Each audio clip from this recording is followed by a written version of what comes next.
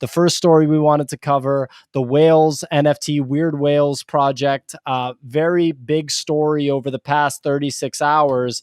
Why don't you give everyone a high level kind of summary of what went down here? I mean, so the big thing here is to know the amount of velocity, volume, and the speed of just the way things happen. This project got picked up after I think there was like the Banana Project was like helping and tweeted something out, and it just got picked up by influencers. And essentially, it went from hey, there's these whales who can mint to oh my god, everybody you need to mint these whales. They're so cool. And the FOMO started. Like, I got the text from a few people that were like, hey, you got to go mint these whales, got to go mint these whales.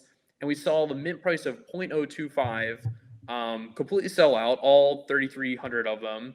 The secondary was on fire. We had like a floor of like 0.4.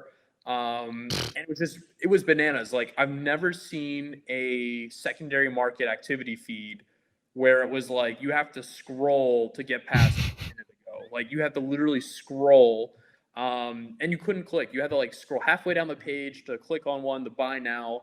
And so I bought a few on the secondary, and then immediately after like 150 ETH worth of volume, the narrative changed when a couple influencers and bigger accounts were like, "This is a fake 12-year-old.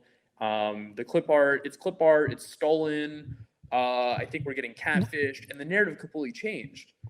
And because it was a 12-year-old, right? That was like a big story of the whales, is people yeah, were like, oh wait, a 12-year-old made this, exactly. and then it becomes like a first of its kind project, and that added to the hype, right? Yeah, so that was part of the hype, is that like this is a 12-year-old who did this, and it was well done. Like the website was really good, the minting process was flawless. So like everybody was like, wow, like this is gonna be a story. That was like the speculative buy, was that Gary Vee is gonna pick this up.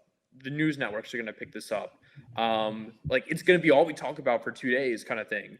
And they were true. Like it's all we are gonna talk about for 2 days. We're talking about it right now. Right.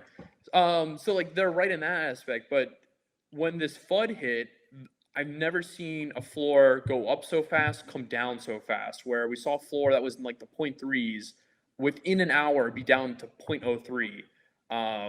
And people literally that bought like rare ones for 0.8 were listing them for 0.1. They just were like, I want it, I'm done, paper hands, I don't care.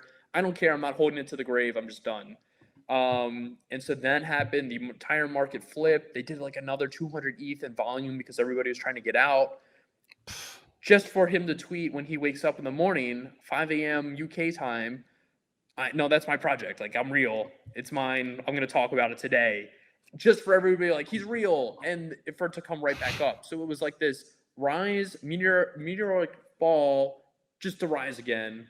And then it kept going today as more and more people are like, okay, he's a real guy.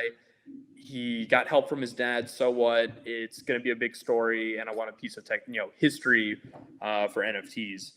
I mean, the big takeaway here is that people FOMO'd in, people didn't do their own research, they acted on other people's opinions, and then like there's just too many hot takes. Like I've been pretty adamant that we need to reduce the hot takes. We need to be more of like a supportive community. We need to stop trying to be the one who's like, like everybody says this, but I'm going to be right, stand out, and get more followers. And I don't know. It seemed like a real casino with that project, and it highlights kind of the state of the industry right now, where people are just speculatively buying anything that's cheap and hoping to 10x's.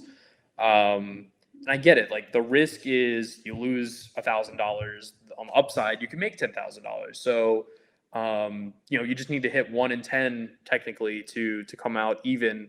And if you hit 2 out of 10 on that, you're on top. So it's just kind of the status of where we are as an industry.